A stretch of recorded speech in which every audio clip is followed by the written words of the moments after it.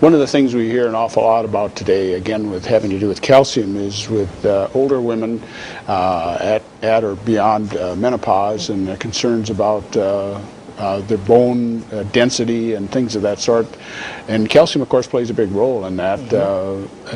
Can you maybe address a little bit about the importance of taking calcium for a lifetime to avoid those kinds of things? It seems that sometimes that's a little late to try to start doing it at that stage. I agree, and I think that it's important for people to realize, and women in particular, because of the problem that comes with the menopause, the estrogen goes down, and estrogen is what has been, helping protect the woman from osteoporosis up until that point.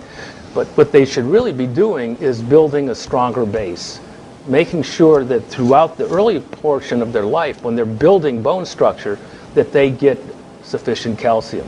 If they do that, then when they do have menopause, the fact that they built this bone structure so well, they won't erode as rapidly as somebody who hasn't taken care of themselves. And therefore, when they get to that stage of life, the chances of them supplementing calcium and preventing osteoporosis goes up dramatically.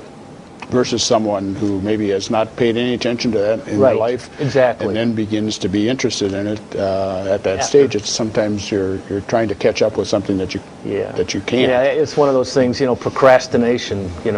When it comes to that, is not a good idea.